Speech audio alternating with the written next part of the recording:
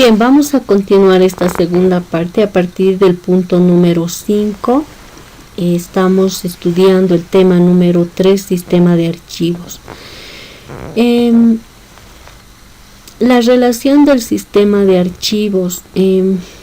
Cuando nosotros almacenamos archivos o deseamos recuperar la información de un determinado archivo, en general lo almacenamos en un disco duro. Internamente, la estructura física de un disco duro tiene los siguientes componentes. Está por un lado el disco, que es esta superficie, está el motor, está el cabezal de lectura y escritura, el accionador del cabezal, el interfaz que permite conectarnos con el disco duro hacia, en este caso, al computador, los puentes, el suministro de energía eléctrica. Esa es la estructura física que tiene el disco duro. Y en este dispositivo de almacenamiento secundario es donde se almacena la información o desde donde nosotros deseamos recuperar la información de un determinado archivo.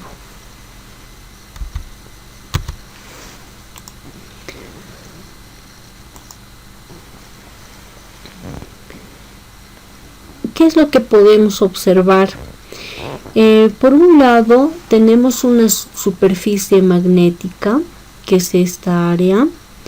Luego tenemos el cabezal, viéndolo desde otra perspectiva. Está aquí la cabecera de lectura y escritura. Debajo de este cabezal o esta cabeza está el campo magnético generado por la cabeza, que produce patrones de partículas en la superficie. Entonces este cabezal es el que permite realizar la lectura o la escritura, ya sea para leer o para escribir el contenido de un determinado archivo. Y antes del cabezal tenemos las partículas que están dispersas aleatoriamente, ¿no?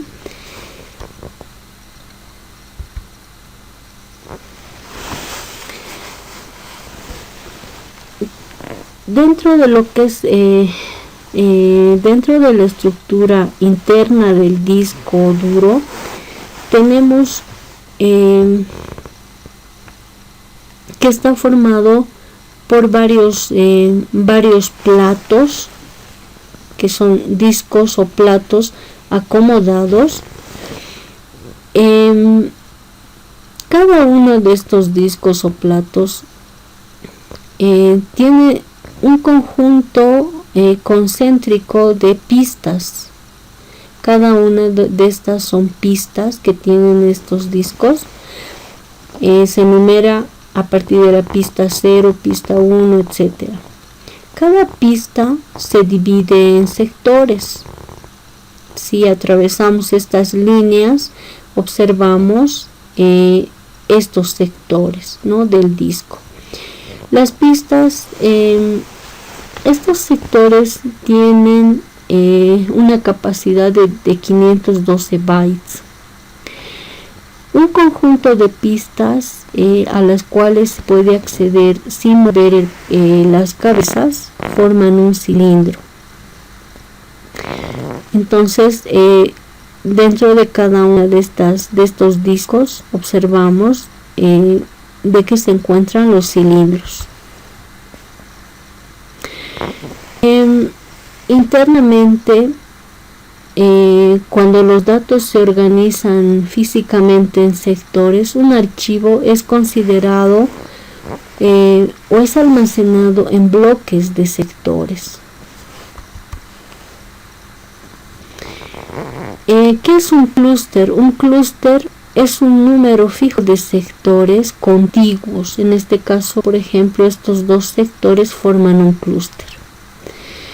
El sistema de archivos se basa cuando hablamos de sistemas de archivos, estos se basan en la administración de bloques. El tamaño grande de un bloque equivale a mayor desperdicio. Asignar espacio en el disco para los archivos requiere que el sistema operativo asigne ciertos bloques para este fin. Cuando se solicita un espacio en el disco, en realidad el sistema operativo asigna ciertos bloques para que se almacene la información requerida de estos archivos. En la asignación del espacio se debe procurar que el espacio se aproveche de la manera más eficaz que se pueda, de modo que a futuro se pueda acceder de manera rápida a estos archivos. El sistema operativo, aparte de realizar estas operaciones, lo que debe hacer es gestionar el espacio que hay en el disco duro de manera que se acceda de manera eficiente y rápida tanto a los directorios como a los archivos almacenados. Es importante establecer una política de cómo se puede asignar el espacio libre en el disco. Así como sucede con la memoria principal, estos pueden ser consecutivos o particiones fijas, variables, o no consecutivos en las que se divide el fichero en diferentes bloques o páginas. A continuación vamos a estudiar 3 métodos que se utilizan para la asignación de espacio en disco. Estos métodos de asignación de espacio deben asignar este espacio de modo que se aproveche de manera eficaz y además se puede acceder rápidamente a los archivos. Hablamos de 3 métodos: la asignación contigua, enlazada y la asignación indexada. La asignación contigua, si observamos este gráfico que se encuentra en la parte derecha y esta tabla que se encuentra a continuación, vamos a indicar lo siguiente. Tenemos un primer archivo count que ocupa estos 2 bloques, el bloque 0 y el bloque 1 de la unidad de disco. Entonces, ¿qué es lo que hace el sistema operativo? Almacena en una tabla donde tenemos filas y columnas el nombre de este archivo, en qué bloque se inicia y qué longitud tiene. Ya que son contiguos, se podrá identificar qué bloques ocupa. Si comienza en el bloque 0 y va a tener una longitud de 2, ocuparía tanto el bloque 0 como el bloque 1. Por ejemplo, otro archivo, por aquí mail. Este archivo mail empieza en el bloque 19 y tiene una longitud de 6. El bloque 19 está por aquí y tiene una longitud de 6. 1, que sería el 19, 20, 21, 22, 23 y 24. Ahí es donde termina. Entonces empieza en el bloque 19 y termina y tiene un tamaño de 6. Entonces vemos que todos los archivos son almacenados en forma contigua. Todos sus bloques, los bloques donde se va a guardar, por ejemplo, count, el archivo o fichero count, son el bloque 0 y el bloque 1 del disco. tr empieza en el bloque 14 y tiene una longitud de 3, ¿no? Del 14 al 16 y así sucesivamente. Cada fichero ocupa un conjunto de bloques. Y bueno, vemos esta tablita donde es un directorio que almacena el nombre del archivo fichero, en qué bloque se inicia y qué tamaño tiene o qué longitud. En la asignación contigua, cada archivo ocupa un conjunto de bloques contiguos en el disco. Dicho conjunto se asigna al crear el archivo. La tabla de asignación de archivos contiene el número de... Hemos visto una tabla al lado del gráfico donde está el nombre del archivo, el bloque inicial y la longitud de bloques que va a utilizar el archivo. Tiene prestaciones para archivos secuenciales, ¿no? Cuando se administran archivos secuenciales es útil este tipo de asignación. Genera fragmentación externa, tal vez es esta la desventaja que se puede identificar, y se dificulta encontrar espacio para un nuevo archivo. De vez en cuando se puede compactar para liberar espacio, ¿no? Eso vamos a ver en el siguiente gráfico. Tenemos aquí los archivos A, B, C, etcétera, hasta el archivo E, en qué bloque inicia y qué longitud tiene. Están ubicados de esta manera. Vemos que acá tenemos bloques no asignados por el sistema operativo. Entonces, lo que se recomienda es hacer una operación de compactación con alguna de las herramientas que tenemos. Y una vez realizada la compactación, fíjense, debería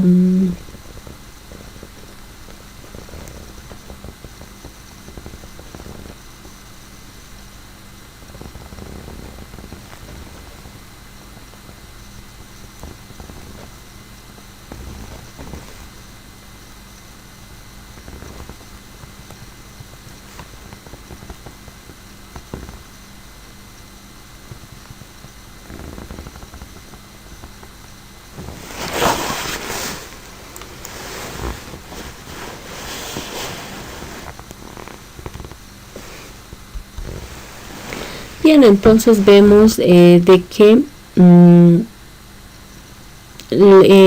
dentro de la asignación contigua, al compactar, decíamos de que los bloques ocupados se van al inicio de la unidad de disco y al final de la unidad de disco se ubican los bloques libres. La asignación enlazada es otro método de asignación que utilizan los sistemas operativos.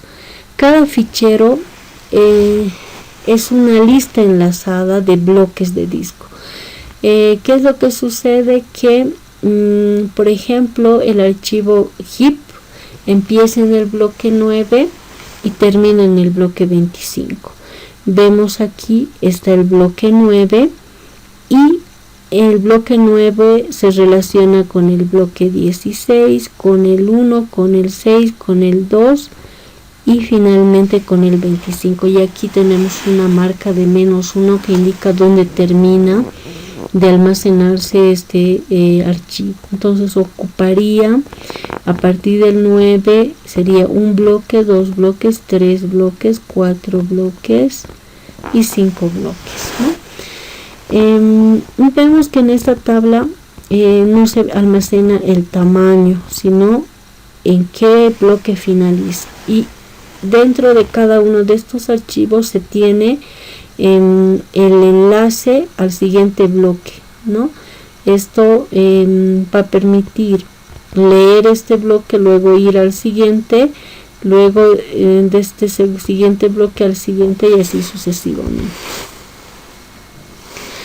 Decíamos, la asignación enlazada se realiza a nivel de bloques y cualquier bloque libre se puede añadir a la cadena. Cada bloque contiene un apuntador al siguiente bloque. La tabla de asignación de archivos contiene el número de bloque inicial y la longitud de bloques del archivo.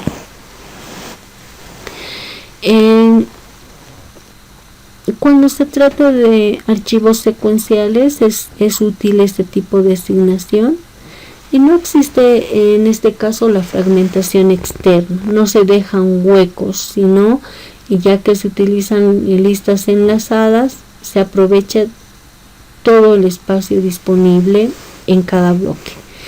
No existe el principio de proximidad, lo que puede implicar múltiples accesos al disco. En la asignación contigua, a partir del bloque inicial, se podía ubicar a los otros bloques, ¿no? En cambio, en la asignación enlazada, como no existe esa proximidad, ¿qué es lo que sucede? Que es posible que se tengan que hacer múltiples accesos a disco, ¿no? Debido a que se encuentra en posiciones diferentes cada parte del archivo. En la asignación enlazada, podemos observar en este gráfico de que están acá el archivo B empieza en el bloque 1 y luego del 1 ocupará el 3, luego el 14 y el 28. Y después de compactar, vemos que todos los bloques ocupados se van al inicio y abajo a continuación los bloques no ocupados. En la asignación indexada, a diferencia de la anterior, ¿qué es lo que se hace? En esa tablita está el nombre del archivo y qué bloque índice le corresponde. Por ejemplo, acá el 19, y el 19 contiene otra tabla de datos que indica qué bloques se van a utilizar para almacenar un determinado archivo.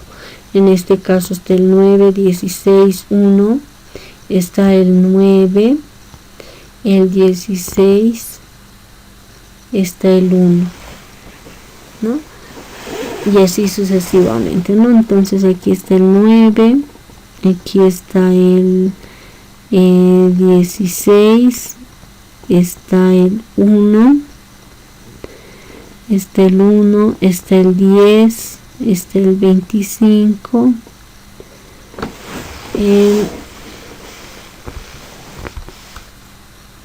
en la asignación indexada ya se resuelven varios inconvenientes que tenían los dos otros métodos de asignación anteriores, el contiguo y el encadenado.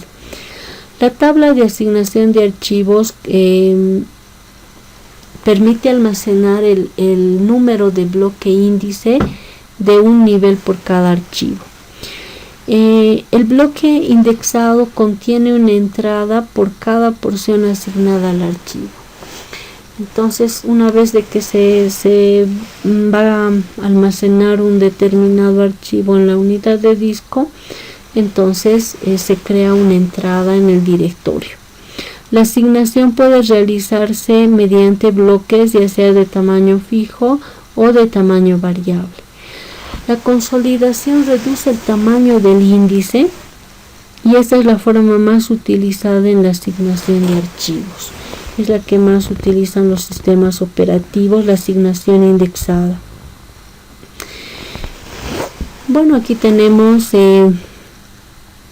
una asignación indexada con porciones de bloques, ¿no? Aquí tenemos en este caso los bloques son fijos y los bloques acá son variables. Bien, al igual que en la memoria principal, para llevar el registro de los bloques, de qué bloques ya están llenos o cuáles están vacíos, es importante utilizar mapas de bits o listas enlazadas de bloque libre. Otro problema es la elección del tamaño del bloque. Si este es muy grande, se puede desperdiciar mucho, con lo que se está desperdiciando memoria. Y es muy pequeño, como cada lectura de un bloque lleva implícito un retraso para la búsqueda de ese bloque, haríamos que el disco duro se llenase de muchísimos bloques de tamaño pequeño. Entonces, ¿qué sucede? Que a medida que vamos almacenando algunos archivos, eliminando otros, se generan algunos huecos a estos que son bloques no ocupados. Estos huecos se denominan fragmentación externa. Dentro de lo que es la estructura y la función del sistema de archivos, vamos a basarnos en este esquema para explicar esta estructura. Por un lado están los programas de aplicación, luego en el siguiente nivel el sistema lógico de archivos, el módulo de organización de archivos, el sistema básico de archivos, el control de entrada-salida y los dispositivos. Para poder ofrecer un acceso eficiente y cómodo al disco, el sistema operativo impone en él un sistema de archivos. Para poder administrar de la manera más eficiente posible, se tienen sistemas de archivos. Un sistema de archivo generalmente está compuesto por varios niveles, como los que vemos acá a la derecha. Vamos a empezar a describir lo que es el control de entrada-salida. El control de entrada-salida está compuesto por los controladores del dispositivo y las rutinas de tratamiento de interrupción para transferir información entre la memoria y el sistema de disco. Entonces, el control de entrada-salida contiene los controladores de los diferentes dispositivos conectados al computador. Y transfiere la información de la memoria principal al sistema de disco. Esa es la función de este nivel. En el siguiente nivel, sistema básico de archivos envía comandos genéricos al controlador del dispositivo apropiado para leer y escribir bloques físicos en el disco. Luego tenemos el módulo de organización de archivos. Tiene conocimiento este módulo de los archivos y sus bloques físicos y lógicos. También incluye el gestor de espacio libre, el cual controla bloques no asignados y asigna bloques cuando se requiere. Tenemos otro componente que vendría a ser el sistema lógico de archivos, que es el que gestiona la información, los cuales incluyen toda la estructura del sistema de archivos excepto los propios datos. Otra función es que gestiona la estructura de directorios, propietarios, permisos, ubicación, protección y seguridad. Los objetivos que se sugieren para un sistema de gestión de archivos, ¿cuál es la finalidad de tener un sistema de archivos? Vamos a revisar cada uno de estos objetivos. Satisfacer la necesidad de gestión de datos y requisitos del usuario. Es para satisfacer las necesidades que tenga el usuario. Garantizar hasta dónde es posible que los datos sean válidos. Optimizar el rendimiento en términos de productividad y términos del tiempo de respuesta. Proporciona un soporte de entrada y salida a una variedad de tipos de dispositivos y minimiza o elimina la potencial pérdida de datos. Proporciona un conjunto estándar de rutinas de interfaces de entrada-salida. Proporciona el soporte de entradas y salida a múltiples usuarios.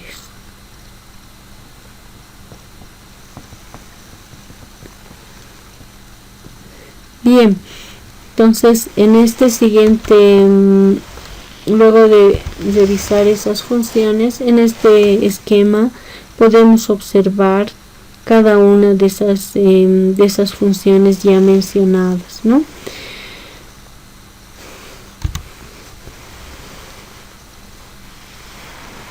También hablamos de lo que son las cachés de disco. El acceso al disco duro es de un orden de 100.000 veces más lento que la memoria principal. Por este motivo se utilizan las cachés de disco. Las cachés son un tipo de memoria enlazada y de más rápido acceso. El sistema consiste en llevar bloques del disco duro que son normalmente utilizados de uso repetitivo a la caché. Bien, vamos a hacer un alto aquí.